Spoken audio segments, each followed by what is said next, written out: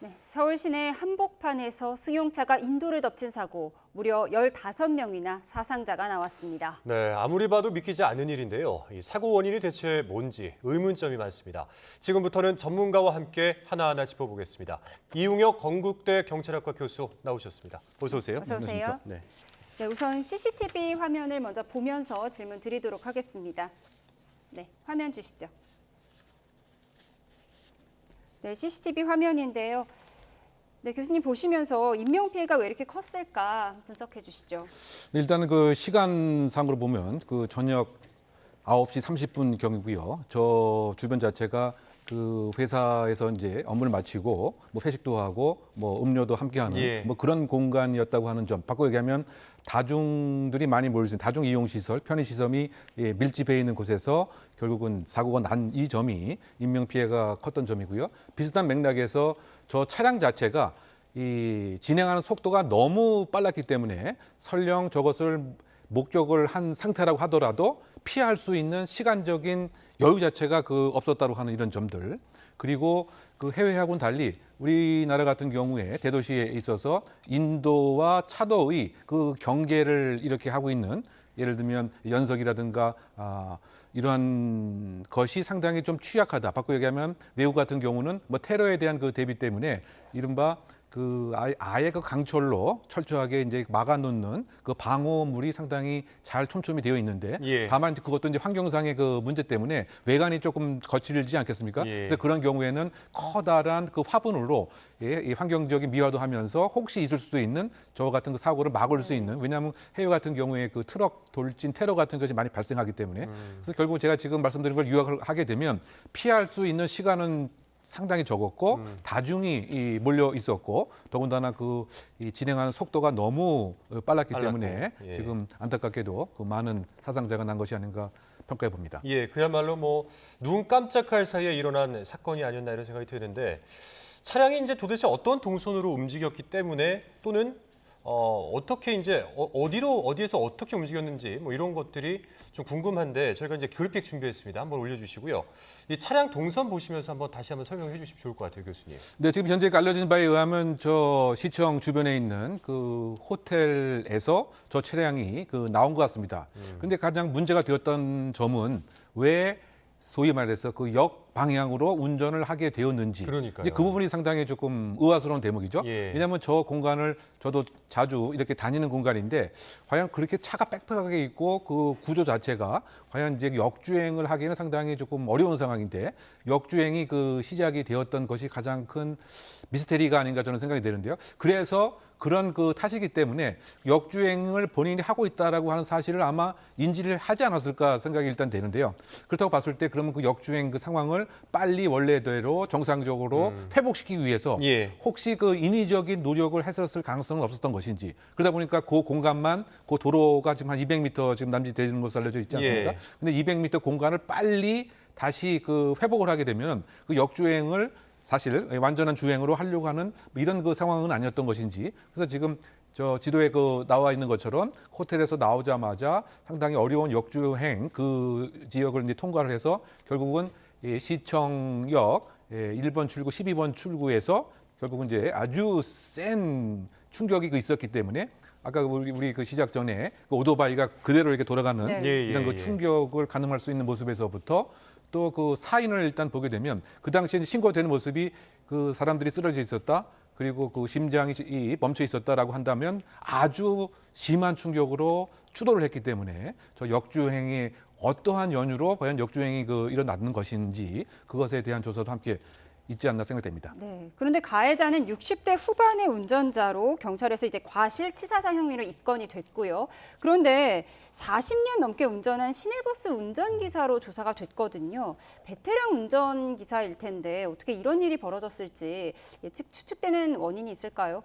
그러니까 결국은 이제 그 생업으로서 운전 업무를 했기 때문에 일반인, 평균인보다는 소위 그 주의 의무의 수준도 높았고 나름대로 핸들 조정 능력도 높았다. 이렇게 추정을 해봄직한 것이죠. 예. 그래서 그것이 아마 지금 부인으로 추정되는 분이 그 강조하는 얘기인 것 같습니다. 이렇게 40년 이상 그 운전 경험이 있었던 사람이 이런 일이 생겼던 것은 결국은 이 운전자의 미숙과 행동의 실수가 아니고 근본적인 무엇인가 그 차체 또는 차량의 근본적인 결함이 있었기 때문이다라고 하는 것을 사실상 지금 얘기하고 있는 예. 이런 상황이 아닌가 생각이 되는데요. 그런 근데 주장을 하고 있죠. 지금. 네, 그럼 예. 주장을 하고 있는데 그것을 조금 더 거꾸로 생각해 보게 되면 아까 제가 잠깐 언급을 했었지만 소위 말해서 역주행을 하게 되었기 때문에 그것을 빨리 정상으로 회복하기 위해서 그렇다 본다면 지금 40년 동안 운전을 해서 나름대로 그 운전 상황과 판단과 소위 핸들에 대한 조정 능력 이것은 상당 부분 뛰어나다고 본인이 생각을 해서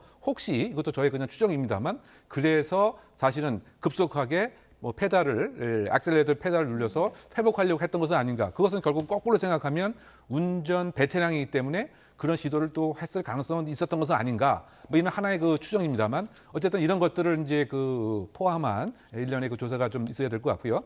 어쨌든 이제 본인은 지금 이 사고 나서 한 15분 후에 또 그 동료 그 직원에게 형이라고 하는 가까운 분인 것 같습니다.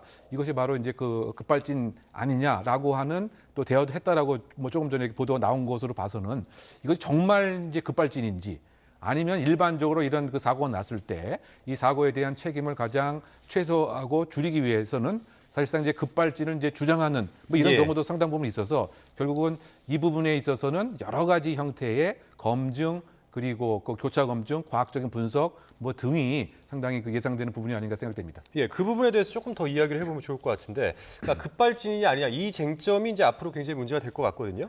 근데 이제 급발진이라고 한다면은 저희가 이제 예상해 볼 수 있는 것이 그리고 이제 운전이 굉장히 이제 능수능란하신 그 직업적으로 운전을 하시는 분이라면은 브레이크를 밟으셨을 것 같아요. 근데 CCTV에 이런 것들이 좀 담겼습니까? 어떻습니까? 지금은 일단 이 지역에 상당히 많은 CCTV가 존재하고 있기 때문에 예. 다만 이제 그 야간 상황이기 때문에 소위 말해서 그 브레이크 등이 작동을 이제 하는지 일단 화면상으로 보게 되면 일정 부분 브레이크 등이 작동하는 것 같은데 좀 여러 형태의 그 각도에서 정확하게 정말 이른바 그 회피 행동을 했는가를 일단 가늠할 수 있는 외관적 그 기준은 그 브레이크 등이 이제 작동했는가 이 부분인 것 같고요. 좀 헷갈리더라고요. 네, 그러니까 예. 조금 빨갛게 보이는 것 같기도 하고 예, 예. 아니면 이것이 좀 빛 반사 때문인 것 같기도 하기 때문에 여러 각도에서의 그 CCTV 영상에 대한 이제 분석이 좀 필요한 것 같고요.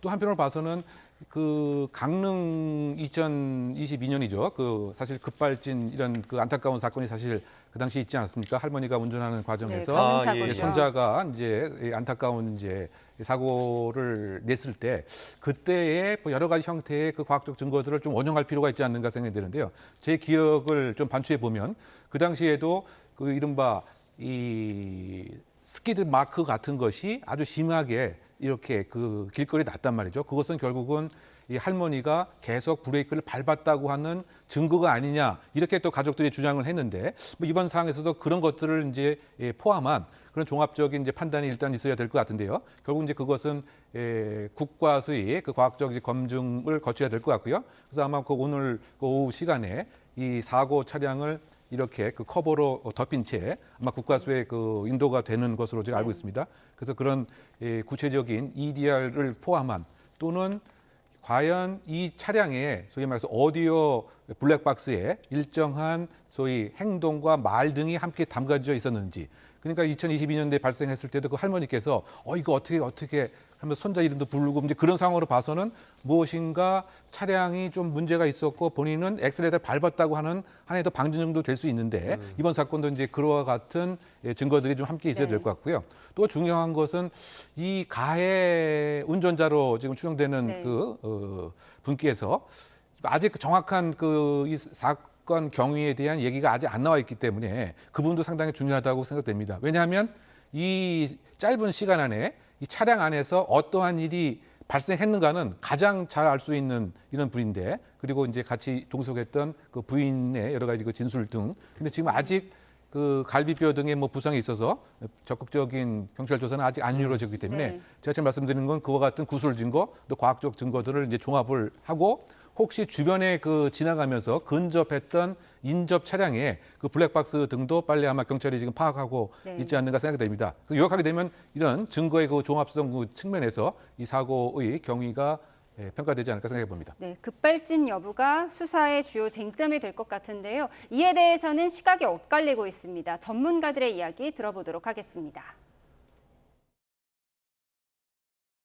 급발진 사고의 여부보다는 다른 운전자의 어떤 그 부주의라든지 또는 과실의 가능성이 조금 더 높아 보이는 그런 내용들이 보입니다. 왜냐하면 목격자 진술에 의하면 이게 사실 그렇잖아요. 차량이 추돌을 2대를 했다. 그러면 내가 사고를 알고 있고 그다음에 그러면 인도로 돌진해 가는 그 과정상에서 인도에 있는 보행자들을 치지 않기 위해서 노력을 했을 겁니다. 물론 급발진 사고 이전의 사고들도 다 봤을 때 차량을 받지 않으려고 일단 구조물, 건물, 펜스 이런 것들을 들이받거나 안 되면 전봇대라도 들이받거든요. 그런 어떤 회피 동작들, 회피 운전들이 보이지 않고 또 이것이 직접적으로 지금 횡단보도에 많은 사람들이 모여있는데 거기로 돌진을 했다. 그리고 그 이후에 이제 목격자 진술들이 다 사고가 난 이후에 사람들 다 친 이후에 차량이 정지했다라는 그런 진술들이 있는데 그러면 이것이 급발진이 아닐 수도 있다라고 가정이 되는 부분이라는 거죠.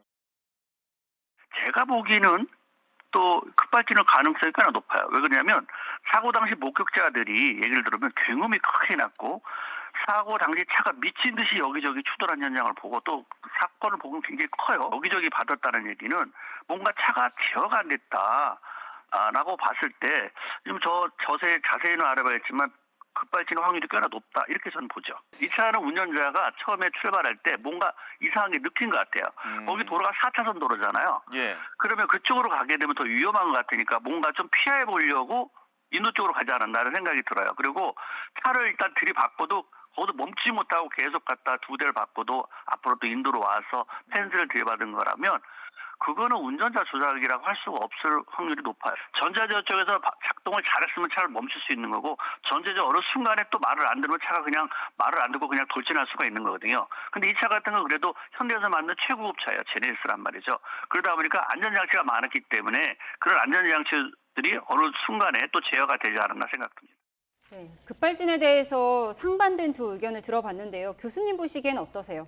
일단 저 부분은 사실상 이제 그 전문가는 이제 과학적 원리와 또 소위 말해서 그 과학계의 일정한 발표도 해야 되고요. 또 학술지에 실려야 되고, 소위 그 과학계에서 이용되는 여러 가지 원리를 다 이해를 하는 이제 그런 이제 분이 우리가 이제 전문가라고 좀 해야 되기 때문에 그래야 사실은 감정 증인으로서 나중에 법정에서도 증거 능력으로서 현출될 수 있는 그 자격이 됩니다. 그렇지 않고 그냥 어떤 상식에 근거해서 뭐 얘기하는 것은 좀 적절치 않지 않나 이렇게 생각이 되는데요. 근데 그럼에도 불구하고 어쨌든 지금 이번 사항은 상당히 그 혼재되어 있는 모습이 있기 때문에 일도양당식으로 얘기하는 것은 한계가 있겠죠. 왜냐하면 일반적인 이제 급발진의 그 외양을 보게 되면 소위 그 불완전 연소로 이제 신색 가스가 배출이 된다든가 또는 이제 급발진이 생기기 때문에 일정한 회피 행동을 통해서 예를 들면 차량 자체를 예를 들면 옆으로 이렇게 좀 조종하려고 하는 뭐 이런 모습도 이제 보인다고 이제 우리가 봐야 될 것 같은데 이번 사안 같은 경우에는 너무 시간이 짧은 상태에서 이루어졌기 때문에 이제 급발진인가의 여부를 판단하는 것은 근본적으로 조금 시간이 걸릴 것 같고요. 또 설령 급발진이라고 하는 나름대로의 판정 자체가 법적으로 과연 이루어지겠느냐 이 부분도 이제 진화하는 과정이 있어야 될 것 같고요. 근본적으로 따지게 되면 급발진에 만약에 정말이라고 한다면 결국은 이런 형태이거든요. ECU의 문제죠. 그러니까 Electronic Control Unit, 전자 제어 기기가 무엇인가 제대로 작동을 안 한 것이 급발진의 이제 원인이 된 것이다. 그렇다고 본다면 지금까지의 사례를 보게 되면 그 부품을 구성하는 납염이 불량한다든가 또 무슨 전자파의 영향을 받는다든가 뭐 이런 것 때문에 사실은 소프트웨어 기능 자체가 컨트롤 기능 자체가 제대로 작동하지 않은 뭐 이것이 사실은 이제 급발진의 근본적인 원인으로 봐야 되는데 만약에 그렇다고 한다면 그와 같은 상태에서 제공이 되었고 기록이 되었던 아까 우리가 말씀 나눴던 그죠? 그 사고 기록 장치의 그 데이터도 신뢰성이 떨어지게 되는 인정을 못 받게 되는 이런 형태가 또 함께 작동이 되는 거죠. 그 사례가 사실은 2022년도에 발생했던 그 강릉의 급발진 사고에서 국과수의 감정 결과와 또 지금 이 가족이 의뢰했던 그 결과 자체가 일치가 하지 않았던 것입니다.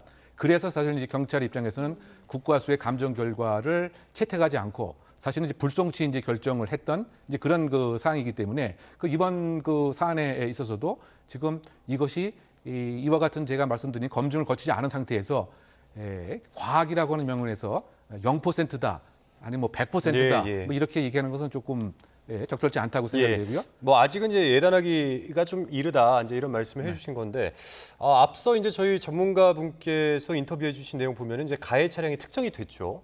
사실 굉장히 좀 어떻게 보면 고급 차량 중에 하나인데 요즘 차량들 보면은 그 전자 제어 장치 중에 하나 그 비상 긴급 제동 장치 있지 않습니까? 아마 이런 것들이 작동을 했으면 좀 피해가 줄지 않았을까 하는데 어떻게 보세요? 물론 이제 그러니까 자동차 전문가는 아니십니다만은 어떻게 보십니까? 그냥 그 자동 그 제어 그 장치가 제대로 작동을 하지 만약에 않았다고 한다면 이 역시 그 차량의 결함으로 인한 것은 아니냐. 뭐 이런 평가 가능한 것이죠. 그래서 그 제가 아까 강릉 사례를 자꾸 말씀드리는데 그 사례에서도 이 재연을 한 상태에서 이 자동 긴급 제어 장치가 이 차에서는 작동이 됐었는데 그 사고 난 차량에서는 작동이 안 된 것으로 이렇게 이제 봤기 때문에 이제 그 부분에 있어서도 이번 그 차종도 결국은 그 최첨단 그러한 장치가 있는 것은 분명한 것 같습니다. 그래서 또 일각에서는 그러면 저것이 나중에 그 작동을 해서 가만히 이렇게 정상적으로 정지하게 되는 모습이 소위 아까 제가 말씀드렸던 그 제어 장치가 엉켜 있다가 소위 한 1분 남짓 풀려서 다시 그 긴급 제어 장치가 작동이 돼서 멈춰진 것은 아니냐. 또 이런 또 해석도 해봄직한 것이기 때문에 뭐 이것에 있어서는 지금 이 상태의 정보로는 무엇이 작동했다 안 했다라고 얘기하는 것은 조금 기다려봐야 되지 않나 생각됩니다. 네. 조사 과정이 굉장히 복잡할 것 같은데 지금 차량은 국과수로 보내졌잖아요. 조사 결과가 얼마나 걸리나요? 뭐 일반적으로 지금 보통의 그 경우에는 뭐 한 달, 뭐 2달 정도 뭐 소요가 되는 것으로 우리가 이제 판단이 돼야 되는데요. 어쨌든 지금 국과수에서는 EDR에 이제 근거한 EDR이라고 하는 것이 사실은 사고 5초 전에 이렇게 여러 가지 그 운동 정보, 그다음에 브레이크 작동 여부, 그래서 약 45개의 그 항목의 기록이 있습니다. 그런데 이 기록으로 소위 그 차량의 결함이 있는가를 또 판단하는 데는 한계가 있지만 이것 등을 그 포함한 제가 아까 말씀드린 뭐 오디오 그 정보라든가 블랙박스 정보 뭐 이걸 다 취합을 해서 일정한 평가를 하는 데는 한 달에서 석 달 정도 소요되지 않을까 예상해 봅니다. 예. 자, 도심 한복판에서의 안타까운 참사였습니다. 이런 일이 다시는 반복되지 않아야 할 텐데 이번 명확히 원인이 규명되기를 바라보겠습니다. 지금까지 이웅혁 건국대 교수와 함께 이야기 나눠봤습니다. 오늘 말씀 고맙습니다. 고맙습니다.